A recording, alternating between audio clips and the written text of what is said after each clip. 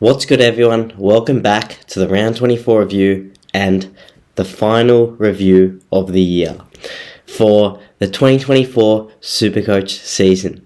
It's a bit of a surreal feeling, isn't it? We're finally at the end. After 24 weeks and some change, all the preseason videos, this is how we ended. So, obviously, we didn't go the best in the final round. I lost the grand final. I was in for SuperCoach. And yeah, it is what it is. We moved out of the top 1,000, which is actually quite unlucky because we've been into the top 1,000 for like 80% of the year. The highest we got to this point, the highest rank we got to during the season was low 200s, around the 200th mark. So we slid back just over 1,000 spots from there. But look, there's a lot of learning to take out of it. And, at the end of the day, it's not so much about the destination, but it's about the journey. And, it's about the experiences you have, the people you meet. And I think a lot of it has been extremely, extremely positive for this year. And I've really enjoyed it. So, yeah. I've got this little tab up here of all this stuff I want to go through in this video. Hopefully it's not too long, but I do just want to go through all of this because I think it should be interesting, But we'll just start with the top part. So a recap of round 24, just quickly. So not too long, but again, these guys were all okay. Hayden Young, I was really relying on him in my SuperCoach Grand Final, and he just went a bit below. If he got another 20 points, I would have gotten over the line, but it is what it is. Bontempelli 116 as a captain was okay. I chose not to take Cherry's score. Look, it was only a 7-point difference, so it wouldn't have mattered too much in the end, but yeah, it is okay. And then these guys all went well. I really should have chose a Dacos vice captaincy. He just didn't come into my mind. But it's like Melbourne literally had so many people out. They had nothing to play for. Neither did Collingwood. But it was like, of course, Dacos was going to play well. He's literally trying to win a Brownlow. So I don't know why that didn't compute in my head. But it is what it is. And then, yeah, these guys were okay. Flanders popped off. And yeah, Bolton was not good as per usual. Richards actually came in and helped quite a lot. Kerno still didn't play. Heaney was laid out. So I'm still not sure what that was. I'm assuming it's just like maybe he was a little bit sore or just to rest him or whatever for finals because, again, it didn't really matter too much for Sydney that game. And yet Dowling did come back in that same game, so did okay. And yeah, that was pretty much that. So yeah, that's the team. But going to some of the not game day leagues. So yeah, so if you just want to check out any of these, these are the main 4 leagues I had this year. This is just like a random league I got assigned to. I think this one as well for the most part. But then this league, I lost that. When was that? Round 24. So I lost this grand final. I also lost this one. So yeah, these two I lost by not that much. So these were close, but it is what it is. So yeah, I kind of choked in the last week. Congratulations. Thank you. What is this? Paragon Super League. There's only 2 people in it, so and I'm one of them. So yeah, anyway, that was okay. So it is what it is, but hey, let's get that boring stuff out of the way, What's the fun stuff? Where's the champagne? Someone pop some champagne. What's this? This is something. I'm not sure if it's champagne. I'm not really a connoisseur of wine or alcohol like that, but this is some type of alcohol. So yeah. Anyway, we've got this. Let's get the cork off. I'm just kidding. But anyway, we won't go any further with alcohol in this episode or video because, again, we're not really like that here. We stay sober. We're fans of sobriety, at least while recording. So then, once I click the finish button on this video, who knows what we'll do. But for while the recording button is on, we stay in the state of sobriety, if that makes sense. I'm not sure if it does. And Dante Vicentini finally came back in as well. Crazy. Last game of the season. So, anyway, scored a 29. That's okay. But, yeah, that was pretty much that. So, that was how the team went for this last round. And what was the next thing I had on my list? How did I compare in this season to all of my other seasons? So, yeah, I guess if we just, try to get it a bit of try to put it in perspective for all of my seasons. Also, my voice is dead. I'm literally close to being on my deathbed right now. Like, seriously, my voice, it's nearly gone. It really is. So, yeah, I've been sick for like the past 2 weeks. It hasn't been good, and I don't know if you guys can pick it up on camera, but I'm battling through this right now. Hopefully, I don't need too much water, but I do have it on guard if I need a sip. So, hopefully, don't hate on me if I do. Anyway, so 2024, we went 1,338. Yeah, look at the season rank. The overall position. So we've been in the top 1,000 since round 5, and we never left the top 1,000 until the final round. Like, so unlucky. But again, I take responsibility. I think I planned it really, really poorly, my season. I used all my trades. I don't know why I did this. I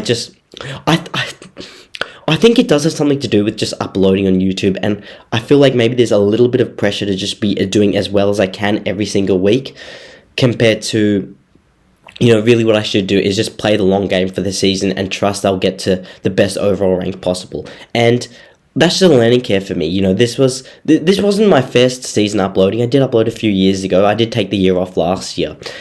But yeah, I came out of retirement this year, and I just kind of forgot a few, core principles which I usually do rely on.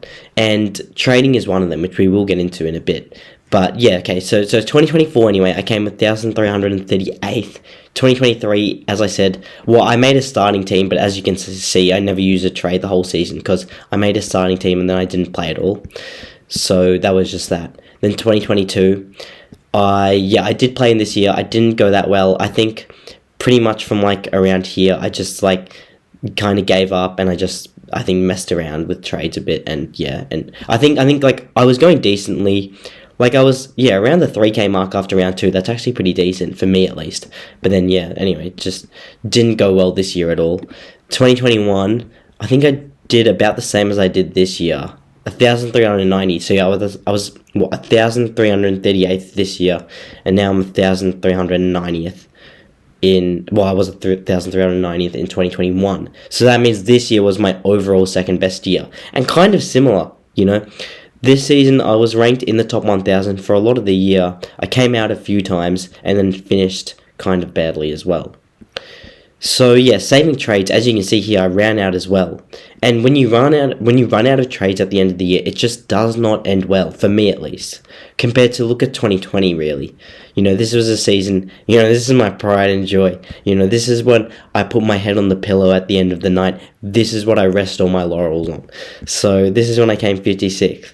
In 2020, and as you can see, I had trades, the full time. I was using them consistently right up to the last round, really. I remember I used my trades quite well here, and quite strategically. When this was obviously 2020 in the COVID year, when there was a big break between round 1 and round 2, and a lot of people in this week used like 4 or 5 trades because they gave you a lot extra, and I only used the 1, and that set me up so well.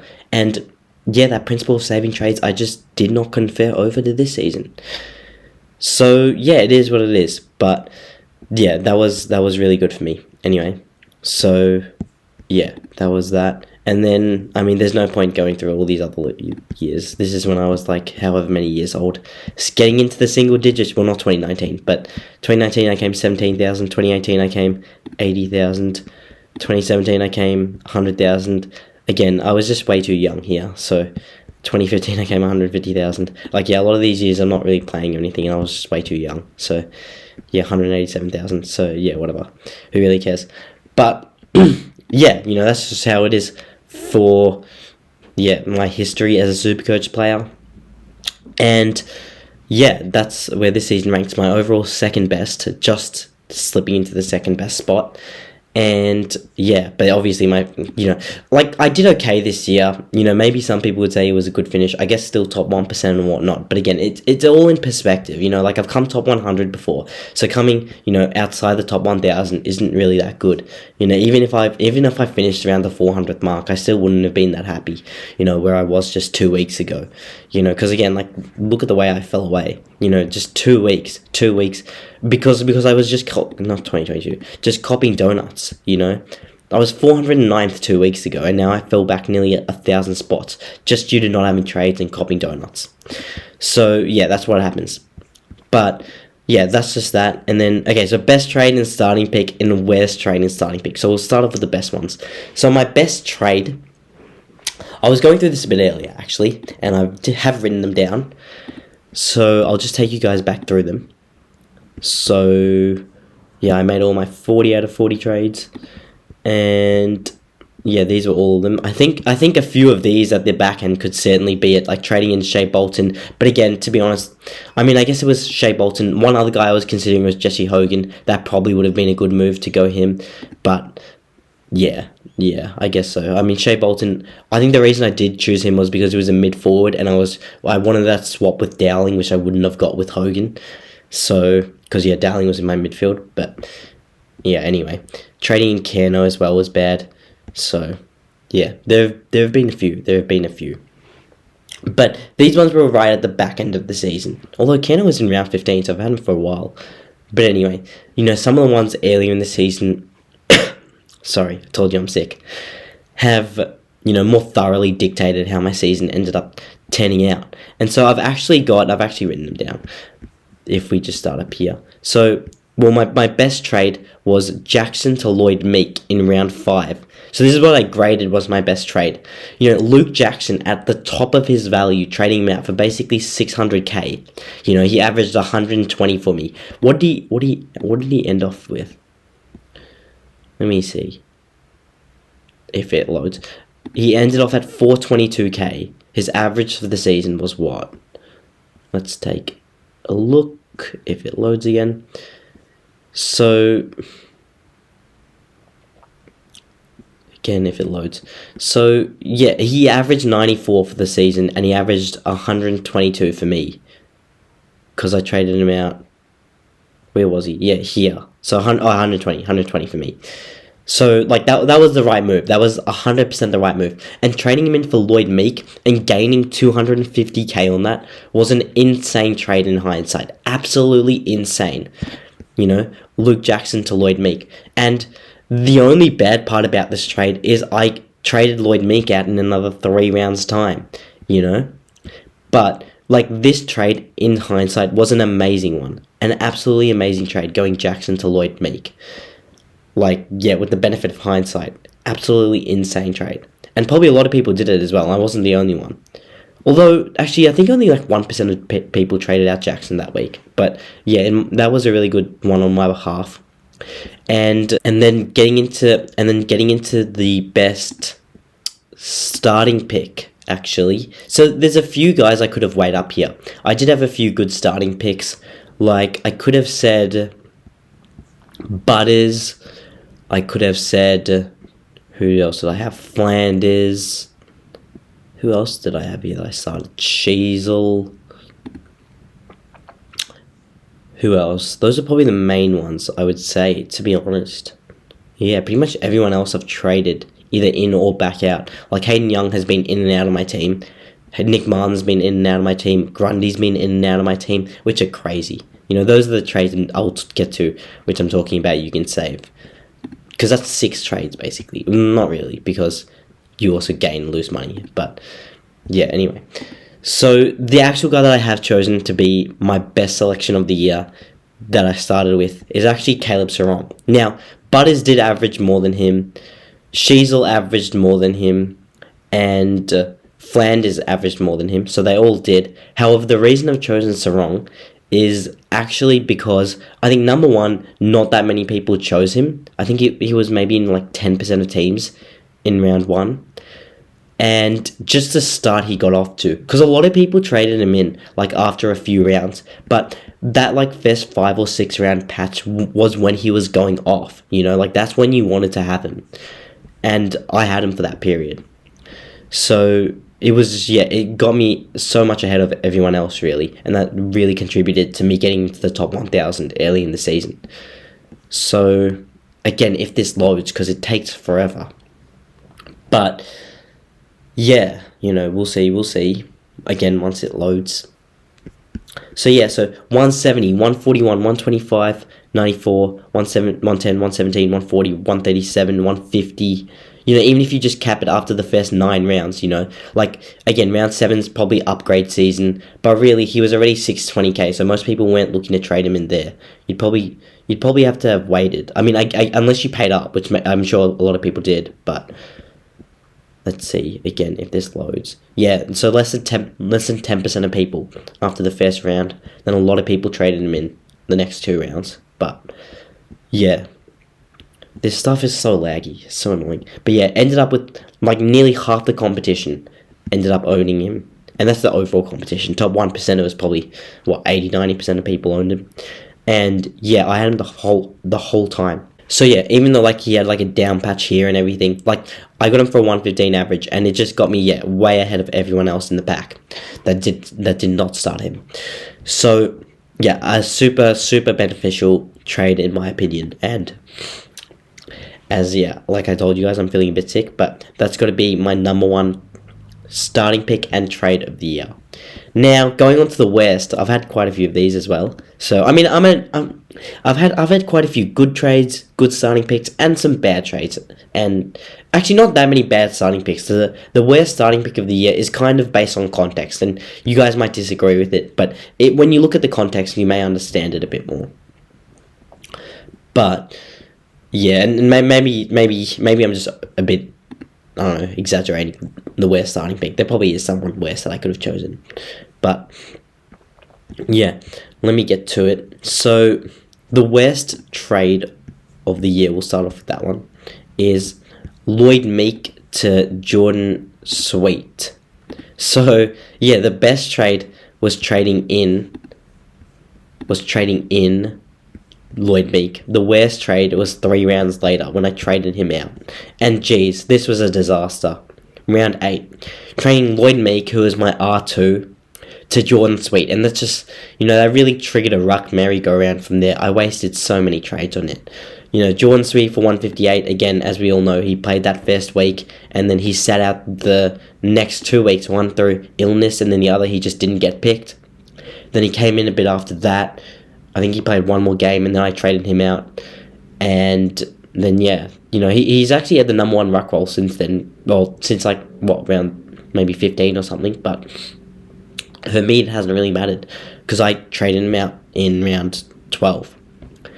So, yeah, that was just a horrible trade. Horrible trade. Lloyd Meek's been so good this year. So good. And Jordan Sweet, I mean, he's been good as well, but just that period of time, probably a bit of unluckiness with the illness combined with just a bit of stupidity trading out Lloyd Meek for him. Lloyd Meek has, I don't know if he's gone up to 600k, but he's gone up to a lot. I mean, I can click on it, but I don't want it to take forever. What did he get to? So he's 513 at the end of the season. Was that, that wasn't his peak price. His peak price was 550-ish. So, that's a lot, And yeah, that's just what happens. And the worst starting pick, you guys may have seen on this document, I'm not sure if you saw it or not, but yeah, the worst starting pick I've actually gone with is Nick Dacos. Now, this is contextual, and I'll bring up my round 1 team for you guys. So, going to my round 1 team, so this is, my first video and everything, well, my round 1 review. So, if we look at it, really, I mean, some of these guys weren't the best picks either. I could have gone a Gibkiss or a Caulfield who got injured in round 1, or Zach Reed, who I held on to the whole year. Definitely any of them could have been the worst starting pick as well. Most definitely. But a bit of unluckiness, and they were all rookie price. Dawson 100% could have been the worst starting pick of the year, but given I got him out of the team after round 1, I traded him out for Matt Rowell, which in and of itself was another good trade that I made, because that was when Matt Rowell was on his hot streak. Some people, if you traded Matt Rowell in round 10, that probably was a bad trade for you, but when I did it, it was still pretty good. So yeah, trading Matt Rowell for me was good, and to probably not Dawson for that reason. Tom Green, I did trade out, but he actually, he did well to start the year. And I think the start of the year is such an important period. It really is. It really sets up your whole season. So that's why, it doesn't have to be related to the start of the year, but a lot of these are. anyway. And Charlie Lazaro I've had the whole year, haven't I? Yeah, he just has not been good for me. Should not have started him. But again, rookies can always be a bit difficult. And, I mean, Dempsey was a really good starting pick. If you can see it on here. Yeah, Dempsey was a good starting pick. Sexton was a good pick, but I traded him after he got dropped in like round 5. Reed was a good starting pick. Again, Flanders was a really good starting pick. But we're looking at the worst ones anyway. So I don't know why I'm going about these. But, yeah, some of the worst ones. I mean, Grundy I traded out and then I got back in, but I did start with him. Who else was bad here? I guess Riley Sanders, but that's just a bit unlucky because he didn't get the role. Everyone else here was okay. I guess Fisher, but I also traded him out after round 1. So I guess I'll say Dacos because he's the guy I've chosen because, yeah, if you look at it, like he's been really good after like the first 5-ish rounds, if you see. Again, if it loads. Because, yeah, I want to explain myself. Okay, so number 1, so round 0, that didn't count. And now, even though in round 1 he played really well and got 135, but the following 3 weeks, up until his first bye he had for the year, he wasn't going amazing. Obviously, 54 in round 2 is not good. He got, actually, I can't even remember if he got tagged in that game, but he didn't play that well there. And, yeah, really, if you paid up for him at the start of the year, you only got, again, rounds 1 to 4. You didn't even get round 0. So in these 4 games, you only got like 100 average if you calculate it. I think he scored 401 points in the first 4 rounds, basically. Again, ignoring round 0. So you only got him for about 100 average. And then he had 2 buys after that for the remainder of the season. So it really wasn't that good a trade-off. You could have just started him or traded him in, as like one of your first upgrades for like 560k. You get him after his buy, so he's only got 1 more buy left for the rest of the season. That would have so been the move to do. That's what I did with Marcus Bontempelli, and it worked out so well. I mean, he didn't have a buy in the first part of the season. He only had the 1 buy for the year. But, yeah, he's one guy that I chose to ignore at the start of the season when he was priced at like 730. I was just like, there's no point. Well, no, there is a point, but it's like, I see the value in not doing it. And instead I went guys like Butters and Sarong. And those ended up going a lot better. And that's what I should have done with Dacos. Who would I have started in front of him? I'm not sure. Maybe it would have been like a Whitfield, who again, we know how he came home. Absolutely steaming home. Dacos finished the year well. Again, 186. He put up, like a 160 earlier in the year as well. Like, he's been really good. It's just that I probably could have delayed that. Like, if we look at Bontempelli. Again, if this stuff loads. So Bontempelli. So I traded him in after round 8. So I missed this 142 and all these scores. And again, he was averaging 119 at that point. But he was priced at 724k. So he's priced at a lot. He's actually averaging below what he was, still priced at. So I was still actually kind of winning a bit there. Especially when you consider I started guys like Sarong, who was, averaging like 130 at that point in the year over Bontempelli. And then I traded him in at this round 9 game for a 135 and afterwards, and he's just been absolutely amazing. He's probably averaged me, I don't know, I haven't calculated, but it's probably like 130, 135. So that was a move. And I think I'm going to take that into next year. I don't know if I'll start Bont. I might. It depends what his fixture is like. Same as like a Dacos, who's, I'm assuming, is probably not going to have defensive status. But yeah, a lot of the time, just starting these guys that are right up the top, it's context dependent. You have to look at, oh snap, okay, you're kidding. But anyway, if I'll refresh this. But anyway, it's context dependent, but a lot of the time you don't just want to be picking these guys that are priced so highly. Like Tristan Cherry is going to be priced, at like 650 next year. I don't know if I'm going to start him, even though he's been so amazing. He's been so amazing this back half of the year. He hasn't dropped below 100 since round 10. You know what? I mean, the rucks are kind of a bit different. He's maybe one guy you could definitely start. But, again, I'm not guaranteeing it. Depends what his fixture is like. If he's playing some really difficult rucks in the first, 5 games, it might just be worth it, not starting with him. So, yeah, you've got to look at that. You can't just pick names. Something I feel like I see over and over and over again with people. They just pick names. You can't pick the name. You've got to actually look at their fixture, how they're playing, and that's why you really got to assess the opening rounds and everything. The opening round of this year and the preseason games. You've really got to look at that.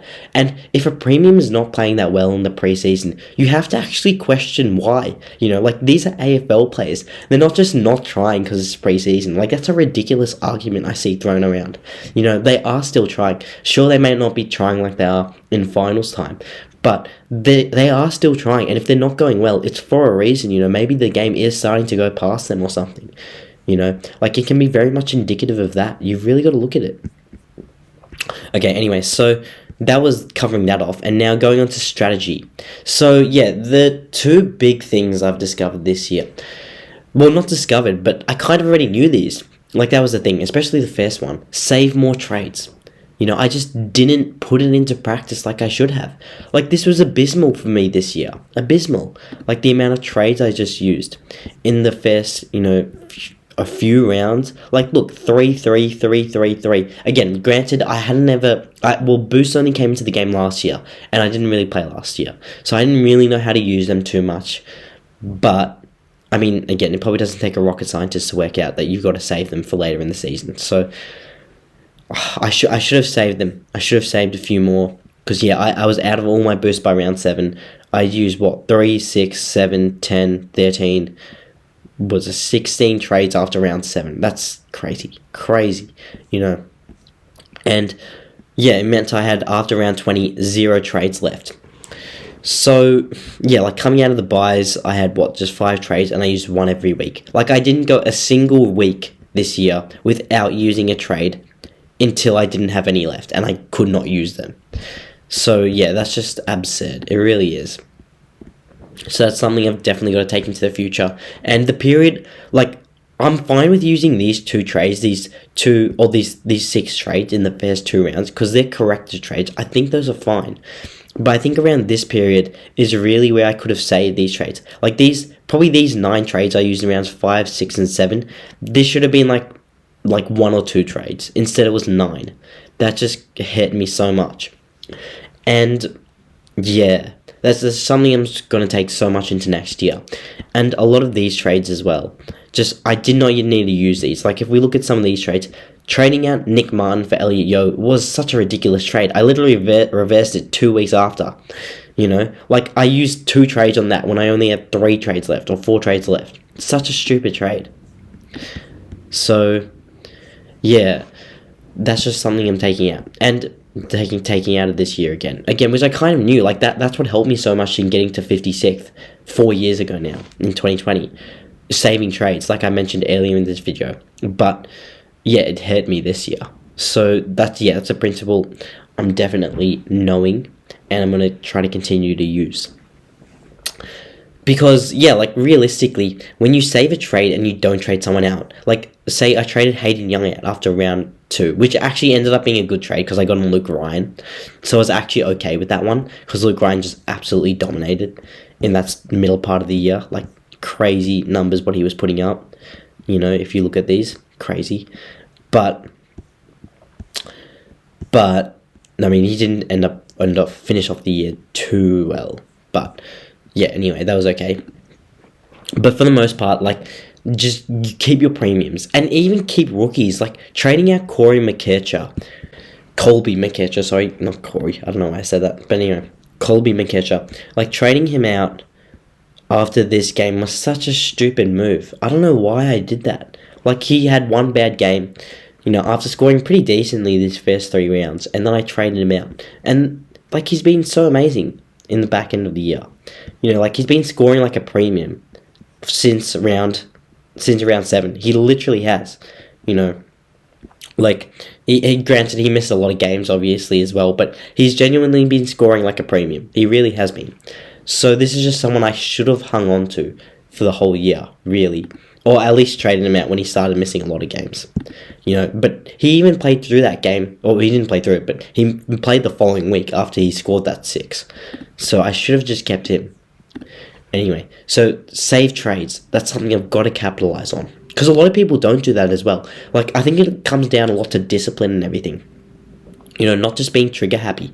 And so if you can really manage that, then you can just put yourself ahead of the pack, really. You know, and that's where you end up just, and superseding everyone later in the year because they've all used their trades and you've got yours left. For me next year, what I'm going to aim to do is pretty much post buys. Again, say the buys end around round 15, have like 10 trades left there. And be able to use like around one a week to the end of the season. That would have helped me so much there. I probably would have ended off the year, because again, I was 400th here. You know, if I just had a few more trades in the bank, I probably could have ended up, you know, top 200 when a lot of people were copying donuts just to replace those. That's all I needed to do, replace the donuts. Because I had 4 donuts in the last 2 rounds. You know, that's, say, you know, a premium averages 100 points. That's 400 points. So, of course, I was going to drop a lot. Of course I was. So, that was, some of the learnings there. And so, the next point of strategy I had was find more value. I just paid up way too much top dollar for people this year. Way too much. So, again, if we go to this and we look at this, just looking at people that I paid up for. Steel, I kind of missed the boat there, and I still did it, and that was a bad trade-in. Then I also traded in Young for 550. That was way too much. Houston for 600. Merritt for 640. Bond for 623 is okay, because that was like pretty much his lowest price of the season. But even Zorko for 566 should have gone earlier there. Walsh for 566 actually wasn't too bad. Then Fisher for 490. If I did that trade like 3 weeks earlier or whatever it was, I could have gone him for like 380. You know, so that was just a bit of a waste. Gordon for 560 was probably a bit of an overpay. Grundy for 584 was a bit of probably a massive overpay, to be honest. Actually, what did he end up the season? 469, and I paid 580 for him. You know, so crazy. Davies Uniacke for 610, massive overpay again. And so as you can see, you know, all these overpays, like, they really add up. They, you know, use up all that salary cap that you try to, get and everything. You try to, you know, make more money every trade, downgrading rookies and everything. But another way that you can definitely keep upgrading your team quick is if you just look for more value picks. Like Bailey Dale, when he was 400k, I should have got him there. I kind of learned my lesson as the season went on. And as you can see, like, I got Connor Rosie for 410k. Amazing trade. You know, that was really good for me. Especially after trading out Matt Rao for 540k a few weeks before that. So, that was just something I've got to learn more. Pick the value when it's there. Because it often, definitely more than not, does work out. Like Tom Powell, say, earlier in the year when he was 310k, that didn't really work out. It actually wasn't the worst trade either. He did end up getting to, like, 440, 450. I think I traded him out for like 390 or 380, but it wasn't the worst. And also with the rookies, okay, so like D'Ambrosio, I traded him in after round 2, when a lot of people did, for 220k. He only ended up getting another, like, 120k on that. For rookies, unless you, like, actually see them getting to, like, premium status, and D'Ambrosio, like, look, he might be All-Australian, but realistically, he put in, like, he started off the year well with these first 2 rounds, but then these weeks, then this is when I had him. If I just kept him for like another week or 2, I would have had all these good scores from him. And he pretty much could have nearly been a D6, really, for the rest of the year, besides this 30 game. But, you know, really, other than that, he's been almost amazing. And he might make an All-Australian team now. But in the frame of mind I was at back then, you know, when I had him, like, round 6, I think this might have been the last game I had him for, when he got, like, subbed off or something. Actually, it might have been this Western Bulldogs game. Anyway, scoring 44 in, like, I don't know if this was a full game or if he got injured or something, but you know, that was just not good. And so I was like, okay, look, like, this is a guy who's a rookie. When I was trading him in, I was like, I was looking at him to kind of be a bit of a mid-pricer, and so I guess that would have been okay, but I should have either just kept him for longer, or I should have just, I don't know, not traded him in at all, because he's just an awkward price. Like, if you think they're going to be a rookie, don't trade them in for 220k. And if you think they're going to be a mid-pricer, hold them for longer. Like, I held Tom Powell for way longer. I should have done the same for Massimo D'Ambrosio. That would have worked out so much better. So, hey, it is what it is. And again, it might make All-Australian. So, pretty crazy. But those are the two big strategies I think that I'm going to be taking into next year and trying to use as much as possible. Save more trades, and what was the other one? Capitalize on value. Okay, so the last thing I wanted to cover off was who to start next year. So yeah, the last thing I wanted to do today was just take a bit of a quick sneak peek. Maybe some guys we can pick next year. Actually, also crazy, I had the first 7 guys of the year on total points. I guess that would be a bit different based on average. So yeah, Max Gorn I did have for a large part of the year before he got injured. I never had Lockie Neal. Honestly, a really big oversight, and someone I would have traded in had I had the trades later in the year, but again, I just didn't. But 3-round average, Tristan Cherry, 150, and yeah, basically a 155 round and 3-round average in the last few rounds is crazy from him. And yeah, some of these guys like Whitfield was popping off. Rowan Marshall actually also did really well. Could have traded Grundy for him, but again, didn't choose to do that. Darcy Cameron was also popping off. Jai Nukin was also going really well. Only finished with a 98 average for the year though, interestingly enough. So yeah, his first few weeks were quite poor overall, but even though he did have a few good games, but yeah, massive 162, 140, 302 points in the last 2 rounds.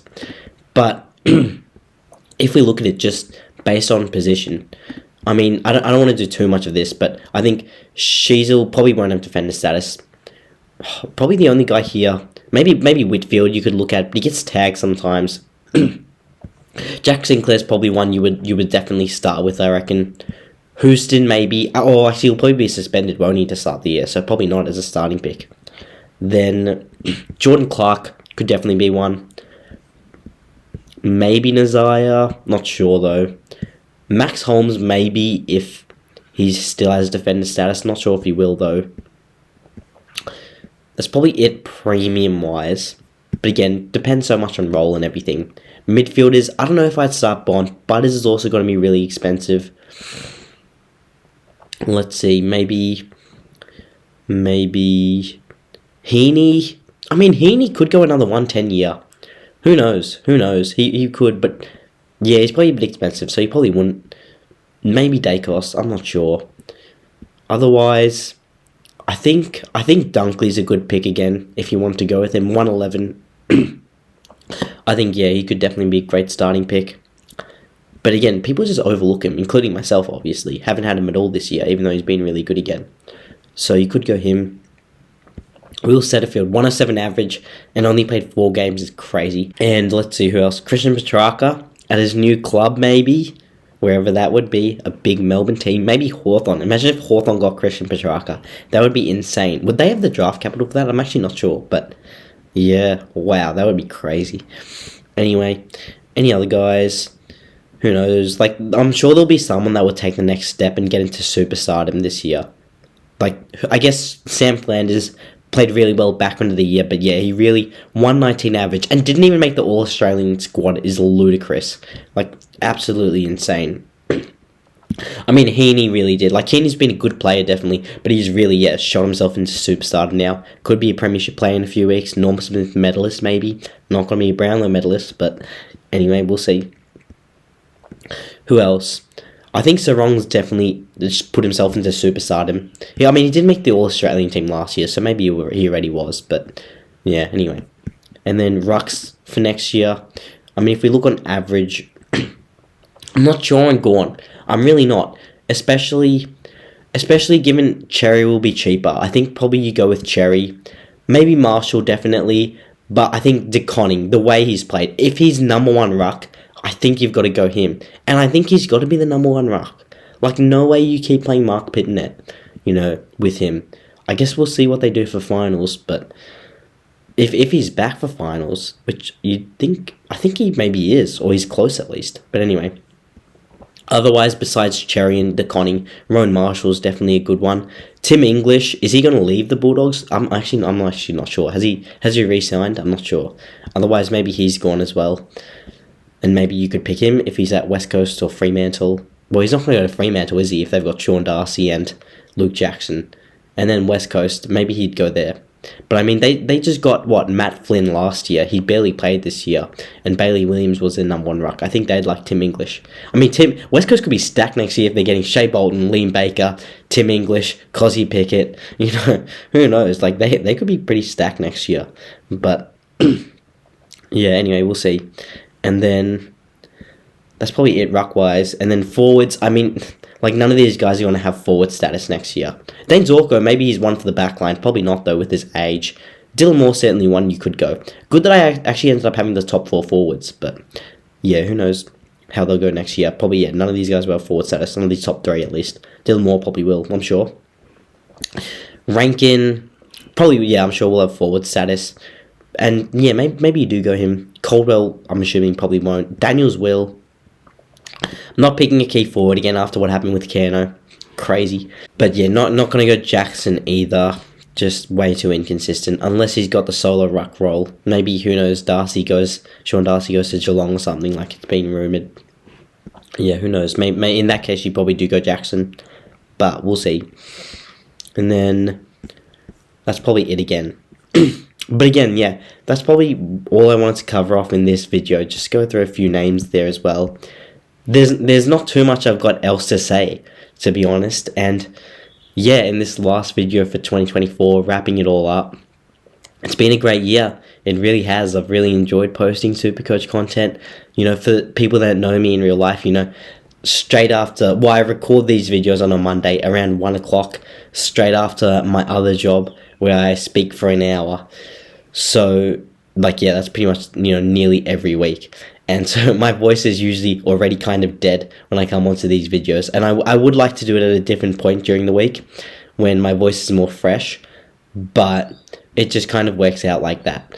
And because, yeah, the rest of my week is a bit too busy. So I've kind of got to record it at that point on a Monday. But hopefully, you know, the video is still good quality and everything. And yeah, no, I mean, yeah, I should be back next year, definitely. I'm definitely thinking I definitely will post SuperCoach content. I mean, who knows? I might even be back in a few months posting, you know, pre-season content still in the back end of 2024. Who knows? Who knows? You know, I'm not going to say yes or no to anything definitively. We'll just see how things go. But yeah, I'm sure I will post again next year. Just weekly content and everything. Maybe a few videos in the pre-season, a few team updates and whatnot. So yeah, we'll just see how it goes. But again, yeah, I can't say definitively. Things change so often, and yeah, you know, who knows what direction life will go in. But I've had so much fun posting this year. I really have. And yeah, you know, we'll just see where life takes us. We really will. And yeah, we just take it one day at a time. One day at a time. So yeah, thank you guys all so much for watching this video. You know, for supporting throughout the year and everything. It's all been so amazing. You know, it really, really has. I love all the comments. I love reading them. I love everyone that likes the video. Even constructive criticism. Even the haters. You know, you guys play a role. You all do. You know. So, yeah, it means a lot. It really does. And, yeah, no, I wouldn't have it any other way. So, that's just all I've got for this video. And, yeah, adios. Bon voyage. Ciao. Arrivederci. Salut. Namaste, Dway, goodbye.